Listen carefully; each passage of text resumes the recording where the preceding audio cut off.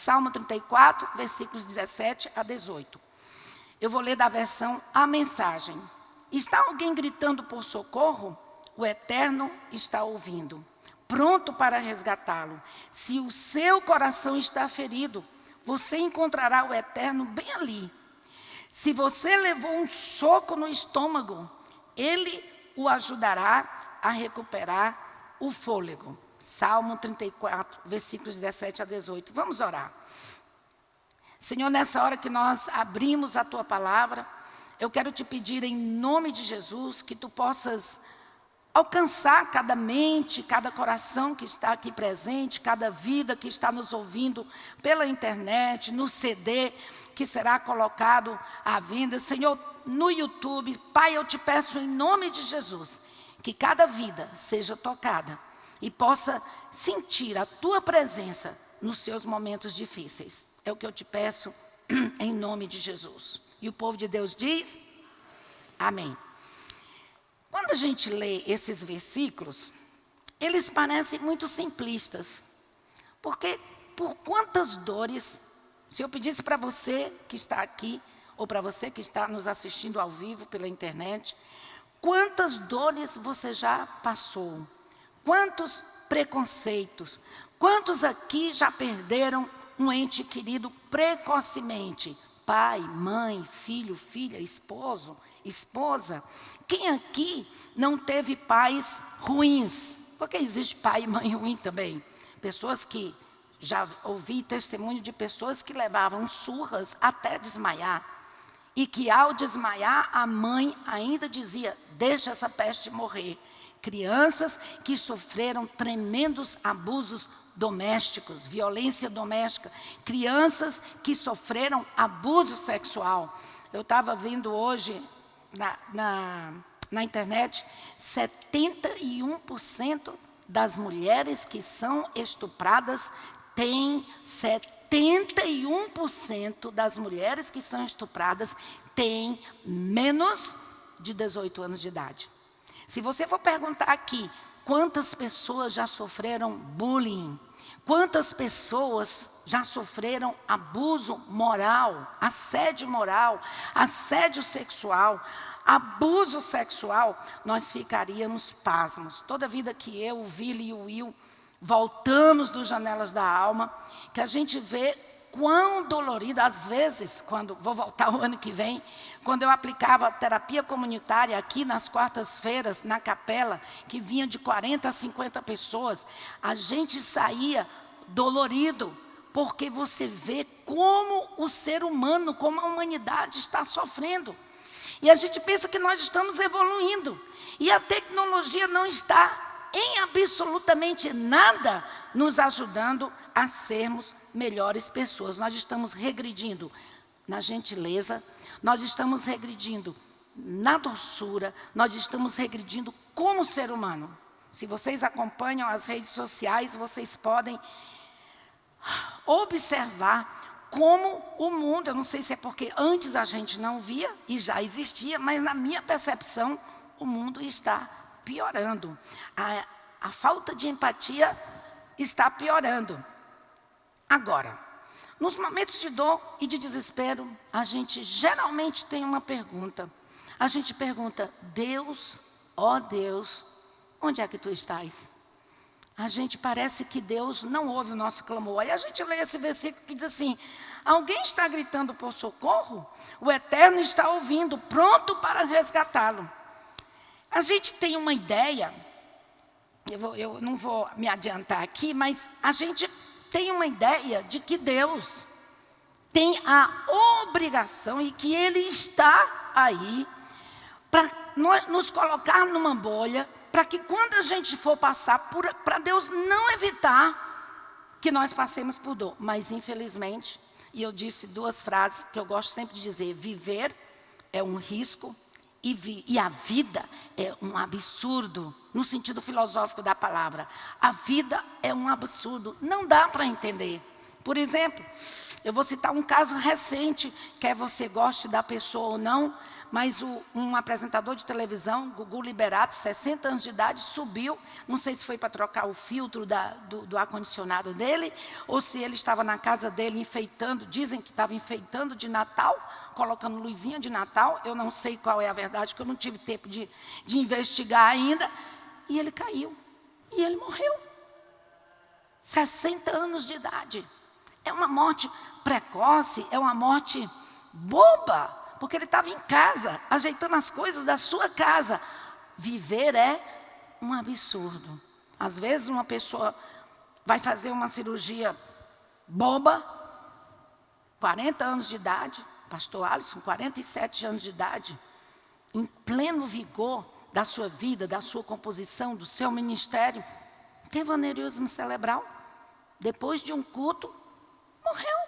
Assim, a vida é um absurdo. E viver é um risco. Então, nós passamos por dores e a gente se pergunta, Deus, ó Deus, onde é que tu estás que não me ouves?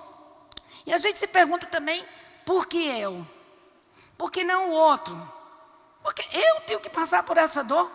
Por que não fulano, beltrano ou cicrano? A gente não quer que outros sofram, mas a gente também não quer sofrer.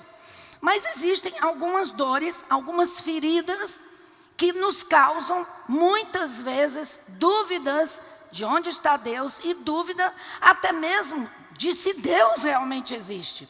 Então, eu queria trazer para vocês algumas feridas. Algumas feridas que nos ferem naquilo que a gente acredita de mais sagrado que é Deus. Então, uma das feridas são, que a gente chama, as feridas da fé.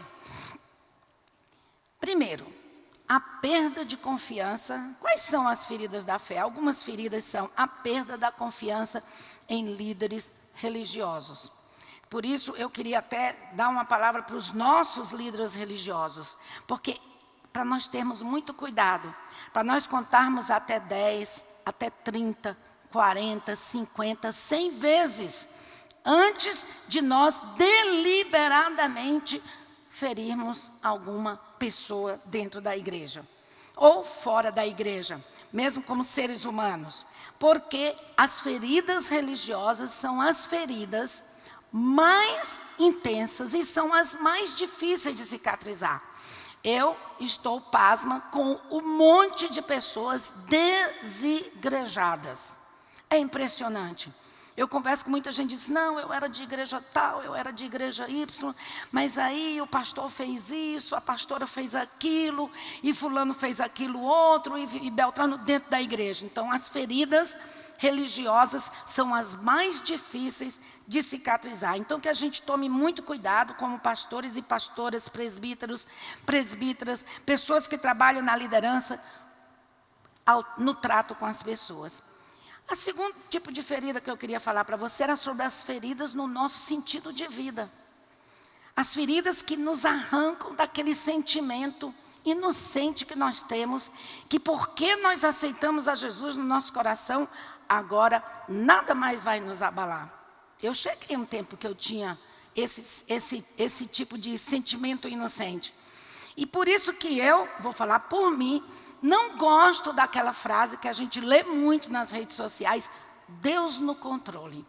A pessoa diz assim, eu peço oração pela minha mãe que está muito doente. Aí um monte de comentário, Deus no controle, Deus no controle. E aí eu digo, aí a pessoa no outro dia morre. Não, mas Deus está no controle. Uma amiga minha que perdeu o marido precocemente, me falou que a pior coisa que ela ouviu e que ela ficou extremamente magoada, era as pessoas, quando vinham falar com ela, para consolá-la de que Deus estava no controle da morte precoce do marido dela. As pessoas diziam assim, mas olha, não fique triste, porque Deus quer lhe ensinar alguma coisa.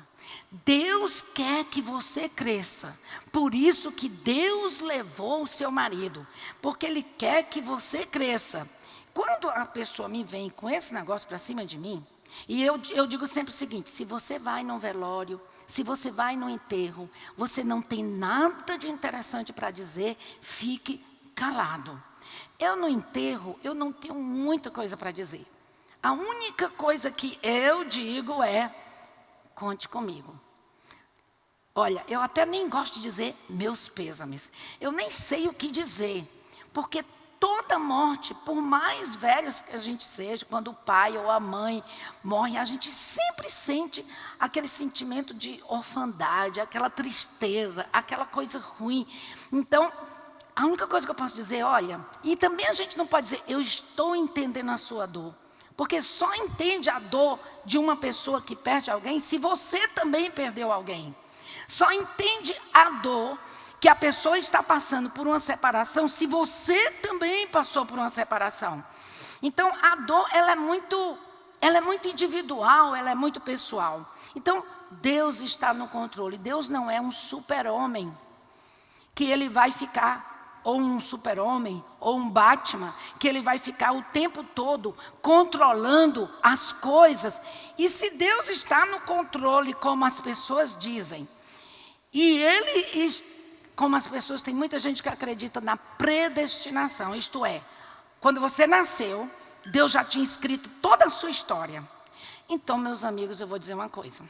Às vezes eu fico pensando, Deus que escreve a história de uma mãe, cujo filho de 6 anos morre com leucemia, me desculpem, é um péssimo escritor de história, não é não? Se Deus escreveu a história de uma pessoa que está no auge da sua vida e com 47 anos tem um aneurisma cerebral e morre de repente, depois de um culto, eu não sei se eu gostaria muito de ler esse livro escrito por esse Deus. Então, quando a gente fica magoado ou ferido, a primeira coisa que a gente pergunta é, por que eu? Dizem que existe um anjo da guarda. Então, quando quem aqui, eu vou perguntar porque eu vou recomendar para vocês, leu o livro A Cabana? Pouca gente. Leia o livro A Cabana. Que aquele livro A Cabana, teve pastor que queimou de púlpito, é exatamente o que eu acredito. Os momentos em que Deus está conosco, os momentos pelos quais nós precisamos passar, não porque Deus colocou. Você tem uma imagem de um Deus punitivo, vingador.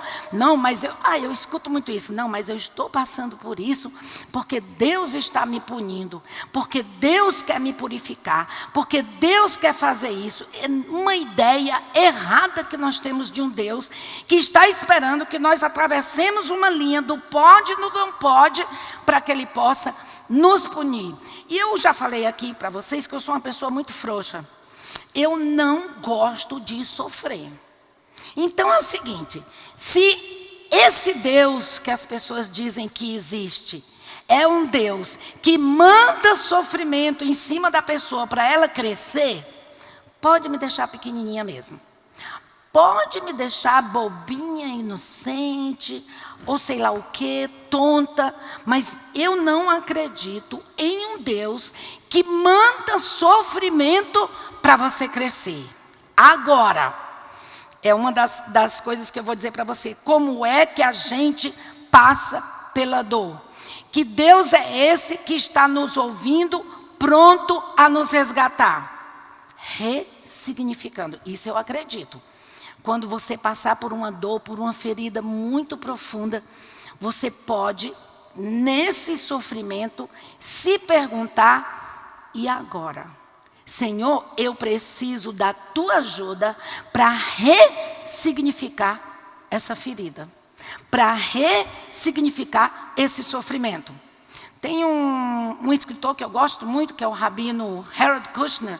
Ele escreveu um livro muito bom, Coisas ruins, não é se, quando coisas ruins acontecem com pessoas boas. E aí ele disse que estava numa cama de hospital com um amigo muito rico, estava morrendo de câncer, e esse amigo disse assim, Kushner, Harold, eu não vejo sentido nisso que está acontecendo. O que é que eu faço? Eu tenho um monte de dinheiro, mas o meu dinheiro não está me ajudando. Eu estou com câncer aqui nessa cama. E aí ele disse, você precisa ressignificar a sua doença. Encontrar sentido, encontre sentido nessa dor, encontre sentido nisso que você está passando. E aí ele disse que esse judeu, que estava muito enfermo, pegou todo o dinheiro que ele tinha e começou a distribuir para obras de caridade e também a investir no mesmo hospital em que ele se encontrava para as pessoas que estavam passando pelo mesmo tipo de doença que ele tinha e que não tinham dinheiro para pagar o tratamento, como é muito comum, inclusive nos Estados Unidos. Agora, tem uma mulher que se chama Joni. Já procurei o livro dela e não consigo mais encontrar. Eu li há uns 40 anos. Ela tem um livro chamado Amo a Palavra Impossível. Joni era uma jovem que com 18 anos foi pular, foi dar um mergulho de cima de uma rocha em um rio, em um lago. E esse lago tinha uma pedra que ninguém tinha visto. E ela pulou em cima na pedra e ficou paraplégica, 18 anos de idade. Ela era cristã e ela então se afastou de Deus. Se afastou do Evangelho, porque ela disse, onde é que estava Deus que não me preveniu de pular nesse lago? Porque Deus, segundo ela, sabia que tinha essa pedra e não me avisou. Mas nesse sofrimento, nesse tratamento, através de fisioterapias, ela teve um reencontro com Deus. E ela pensou o seguinte, qual é o significado que eu vou dar à minha vida, agora com 19 anos de idade, nessa cadeira de rodas? E essa menina começou a dar o testemunho da vida dela, do amor de Deus por ela. E ela desenvolveu um ministério poderoso com pessoas com deficiência. E ela dava o testemunho dela nas cruzadas do pastor Billy Graham.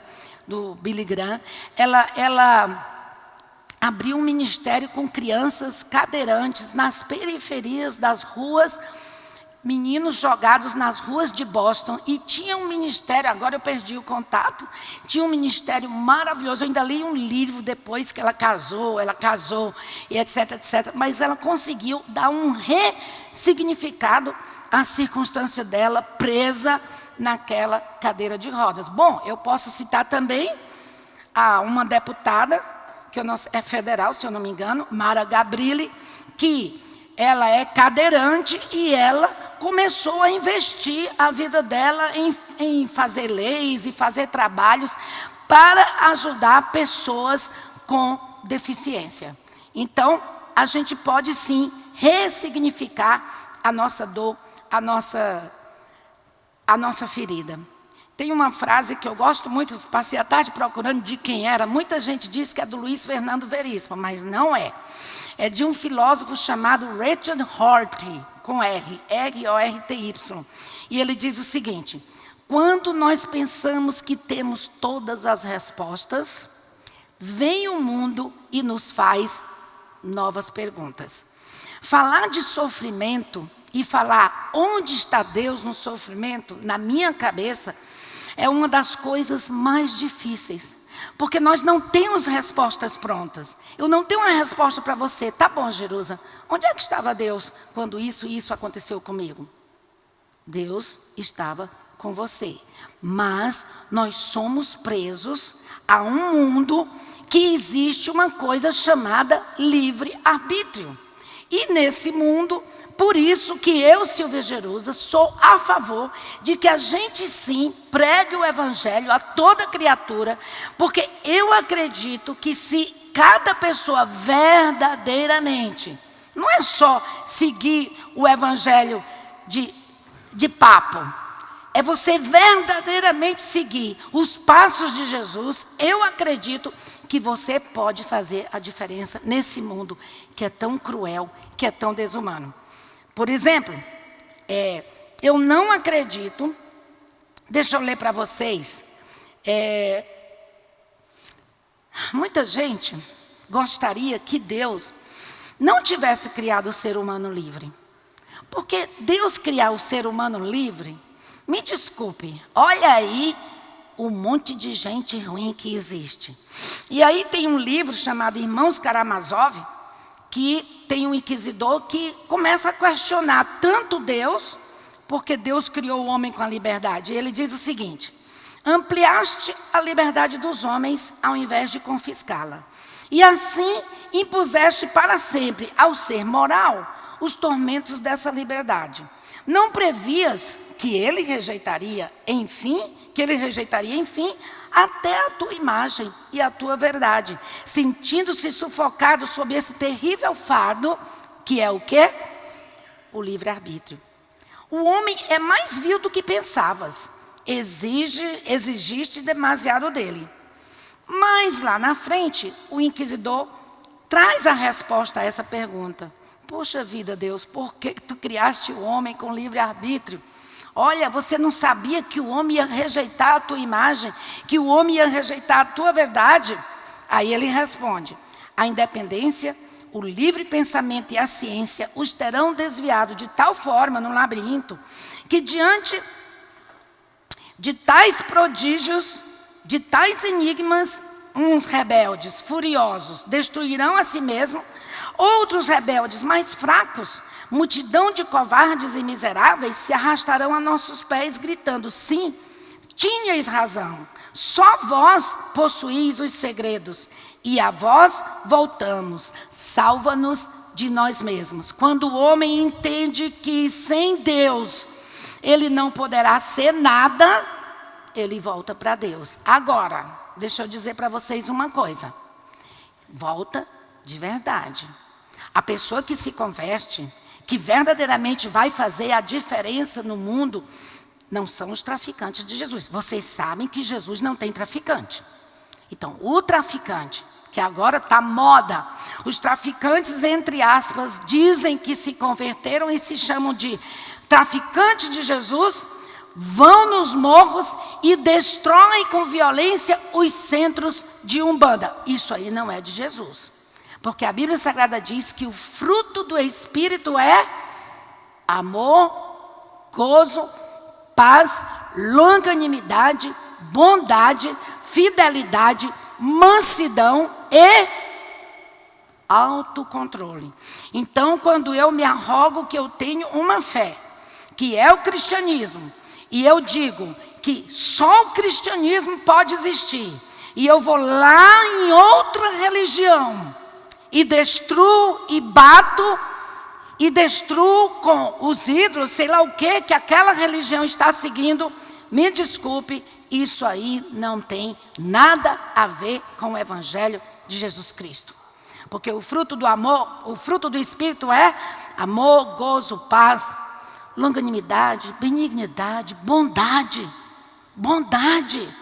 Onde é que está a bondade de alguém? Eu li, antes de ontem, um artigo que os pastores pentecostais, eu sou pastora, sou pentecostal, mas eu jamais entraria numa tribo indígena e bateria de cacetete, de deixar roncha, em velhinhas de 60 e 70 anos, que são as pajés ali daquela tribo. Nós não temos absolutamente nada a ver de destruir com a religião das outras pessoas. É a mesma coisa de um hinduísta, um budista entrar aqui na igreja Bethesda com cacetete e bater na gente porque a gente está seguindo outra religião. Nós temos um dizer aqui na Bethesda: a minha religião é o amor. Beleza, porque Deus é amor. Mas nós temos sim uma religião. Nós estamos seguindo o cristianismo. O cristianismo é a religião, é o que eu quero, é o que eu acredito. Mas eu não posso querer tirar a religião das outras pessoas a cacetete. Esse evangelho não é o evangelho de Jesus. Não é. A guerra, a violência não é o evangelho de Jesus. E nós jamais faremos a diferença com violência. Porque o fruto do Espírito é amor. Por isso que a gente gosta daquela camiseta. E tem gente que odeia. A minha religião é o amor. É amar. É amar. É respeitar cada ser humano que existe. E aí, através da sua atitude, através da palavra, da sua atitude, você vai ganhar homens e mulheres para serem melhores pessoas. O Evangelho não é para lhe fazer pior. O Evangelho não é para lhe dar o direito de, com a Bíblia em punho, entrar numa tribo indígena e bater nas velhinhas. Não, não, não. Esse não é o Evangelho de Jesus. O Evangelho de Jesus também não é você assistir um jogo de futebol e jogar banana nos nossos jogadores negros. Não é. O Evangelho de Jesus não é você chamar, no dia da consciência negra, um professor da Unifesp que é negro foi esfaqueado e chamado de macaco. O Evangelho de Jesus não é racista. O Evangelho de Jesus não é violento. Então eu acredito fortemente que nós precisamos pregar sim o Evangelho, mas não para pessoas converter ao cristianismo, mas para a pessoa dar uma volta de 365 graus na sua vida, ou 180, dar uma volta e dizer, eu agora vou ser uma melhor pessoa. Então é muito importante que a gente continue acreditando que existe sim esse Deus, que esse Deus está nos ouvindo, mas Ele quer ressignificar a nossa dor e Ele está sim de mãos dadas conosco. Porque a gente fala muito de uma coisa chamada mindfulness. Mindfulness. E eu comecei a estudar e tem um curso de mindfulness. Mindfulness não é nada mais, nada menos do que a nossa velha meditação.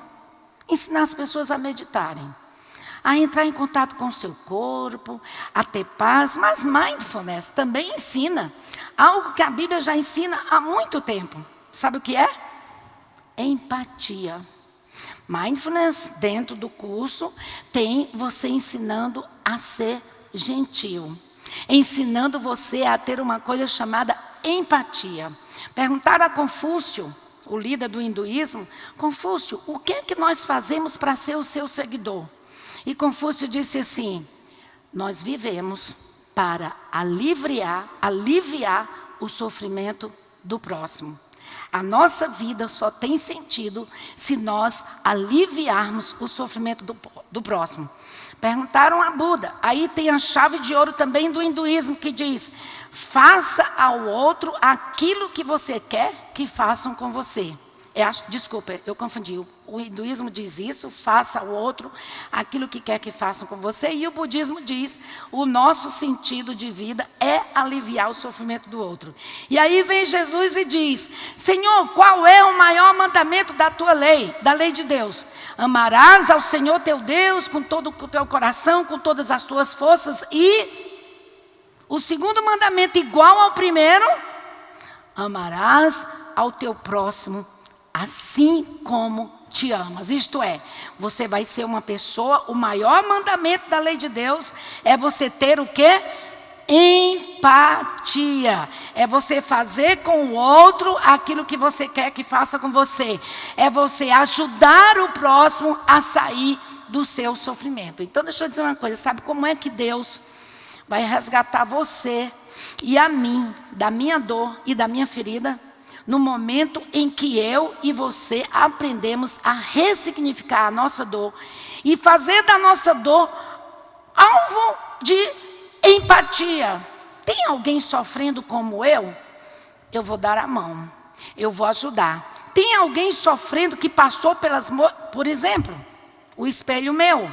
O Espelho Meu é um projeto que ajuda uma casa, que ajuda mulheres que passaram por violência doméstica e não tem para onde ir. Muitas das mulheres que estão envolvidas no projeto Espelho Meu são mulheres que já passaram pelo processo de violência doméstica. E elas agora estão ajudando a outras que passaram por essa mesma situação. Então, qual é o sentido que eu posso dar, eu estava falando sobre isso, né, à minha ferida, sendo empático. Agora eu queria encerrar dizendo para vocês 3 maneiras para você passar pela sua dor ou para você curar a sua cicatriz. A primeira, eu sinto muito lhe informar que a sua dor só vai passar se você se submeter a um longo processo. Muita gente chega para mim e diz assim, Jerusa, quantos meses esse negócio vai passar? Em quantos meses? Veja bem, a nossa mente não é um saco de pipoca de micro-ondas. Então, não posso te dizer quanto tempo vai durar o processo da cura dessa dor. A Organização Mundial de Saúde dizia há 30 anos, que a gente achava que nunca ia chegar, né, porque é muito longe. No ano de 2020, a depressão será a segunda maior causa de absenteísmo no trabalho, seguido de doenças coronárias e doenças mentais. E no 2020, nós estamos chegando em 2020 e já está se cumprindo, a Organização Mundial de Saúde já está reafirmando que a depressão é o mal do século. E que o suicídio, a gente não ouve muito falar, porque os suicídios são escondidos.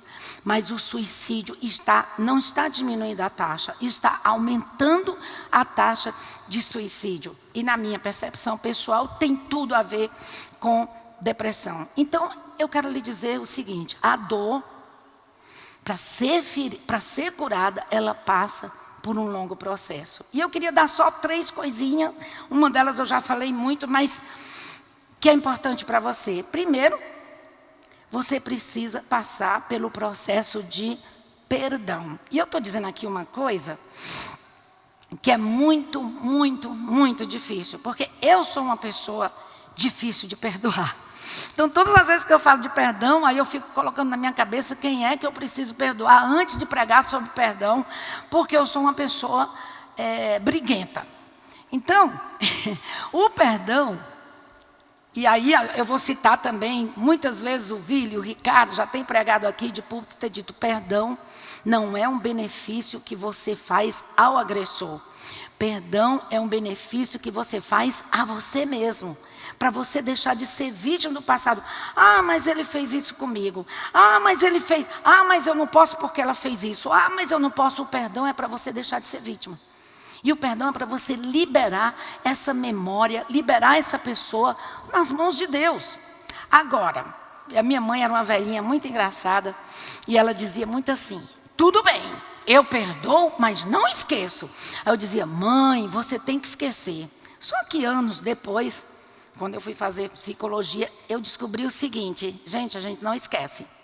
Não precisa, não é para esquecer mesmo, não dá para esquecer, tem coisas que não dá para esquecer, mas você precisa deixar lá atrás.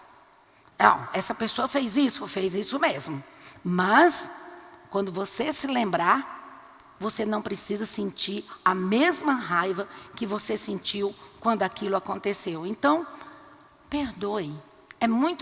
Eu vou contar uma história, que eu até contei hoje de manhã, mas é uma história verídica. O Ricardo disse que quando a gente diz assim, é verídica, é porque a gente não está achando que é muito verídica. Vili estava pregando aqui um dia sobre perdão. Era o último dia do capítulo do episódio de Game of Thrones.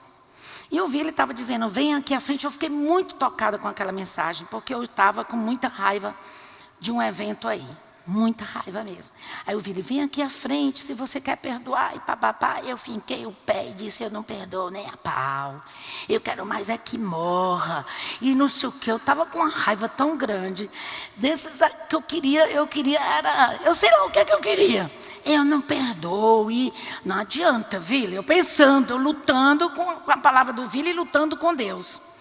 Meus amigos e minhas amigas, comecei a ter um ataque cardíaco. Que eu pensei que eu ia morrer.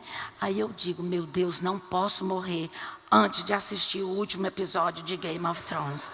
Aí eu fui para casa com 180 batimentos por minuto.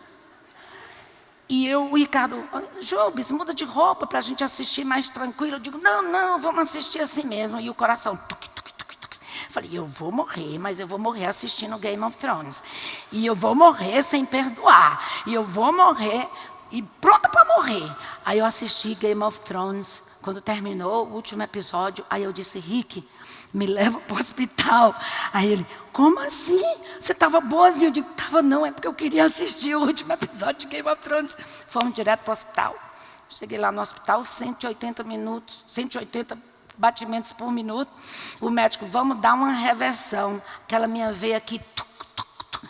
Aí eu Aí eu disse, doutor, o que é isso? Aí ele falou assim, é o seguinte, vou lhe dar uma injeção, você vai sentir a dor, que é exatamente a dor de uma parada cardíaca, mas você não vai morrer. Você pensa que vai morrer, mas não vai. Vai ficar boa, vou reverter esses batimentos, porque senão você morre. Quando o médico falou que ia dar uma dor igual a parada cardíaca, o medo da dor foi tão grande, você não vai acreditar o que foi que aconteceu. Aí ele mandou fazer um outro eletrocardiograma, o coração. Aí ele, não, você ia ser o caso da semana, foi o que aconteceu. Aí eu, o medo foi tão grande da injeção. Bom, quando eu cheguei em casa, né, fiquei mais um tempo em observação, fiquei boazinha. Fui para um monte de cardiologista, não era nada.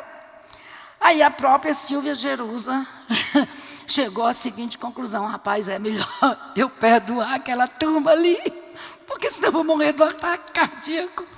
E a culpa vai ser simplesmente minha. E outra coisa, perdão não é um ato do sentimento. Eu não queria perdoar aquele pessoal. Eu vou ser sincera com vocês. Vamos combinar, é difícil perdoar. Não me venha com o papo furado, Jerusa, é tão fácil. Não é fácil, mas é necessário. É necessário, porque perdão é um ato racional, da vontade de dizer, eu não vou ser mais vítima. Eu até escrevi há algum tempo no Instagram, você só tem, para você se ver livre do agressor, você só tem duas opções. Não, com o agressor você só tem duas opções. Ou você se vê livre do agressor perdoando, ou você vai levar esse agressor na sua vida a vida inteira. Como eu não quero levar o agressor para a minha cama, para minhas viagens, para meus almoços, para os meus jantares, então é melhor você se ver livre do agressor ou da agressora perdoando. Você só tem duas opções. Ou ficar com essa agressão a vida inteira, com esse agressor a vida inteira, onde você vai? Você vai levando. Onde você vai dormir, você vai levando. Ou perdoar. Então, cá entre nós, você faz um melhor negócio, perdoar. E é muito engraçado, que a Bíblia já diz isso no Pai Nosso. Pai nosso que está no céu, santificado seja o vosso nome, venha a nós o vosso reino. Não. Perdoai os nossos pecados assim, eu não sei qual deles é o católico e o protestante, mas vai dar no mesmo. Perdoai as nossas dívidas assim como nós perdoamos aos nossos devedores. Ou perdoai a quem nos ofendeu, assim como nós, da mesma maneira que nós perdoamos a quem nos tem ofendido. Então, é bíblico. Se você perdoar, você é perdoado. Se você não perdoar, você vai viver infeliz a vida inteira. Segundo elemento para você sair desse processo, ou passar por esse processo, eu já falei para vocês a noite inteira. Ressignificar o sentido da sua vida. Terceiro elemento, altruísmo. Que você possa ser o alívio das pessoas ao seu redor também. E por último, quando vier a dor, não se afaste de Deus. Pelo contrário, fortaleça os seus laços de amor. E eu vou encerrar com uma história que o próprio Ricardo contou aqui, que eu achei muito interessante. O pai dele, o meu também, o pai das pessoas da nossa geração, nos disciplinava com chicote, com sandália, com sapato, com cinta. Meu pai tirava a cinta e fazia... E ainda dava, era com a fivela. Tá? Não era o lado do couro, não. E cinto não era de vinil, não. Era de couro mesmo. Né? Não era couro ecológico.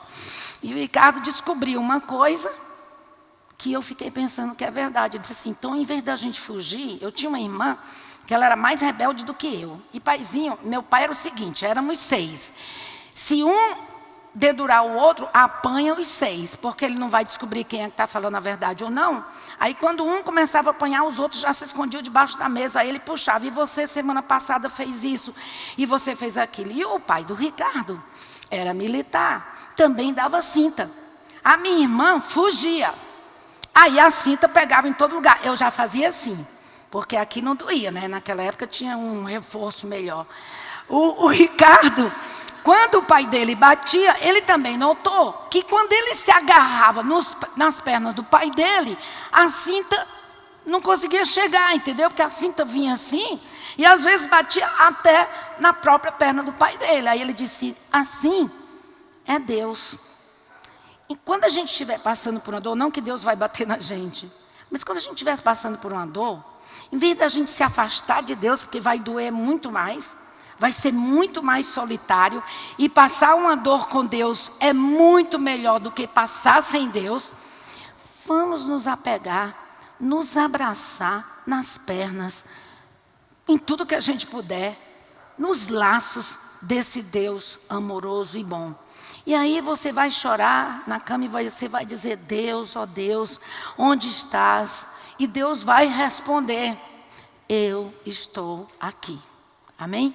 Deus sim está conosco em todas as nossas dores. E Ele quer nos ajudar no processo do perdão, no processo de ressignificar a nossa ferida, de ressignificar a nossa dor.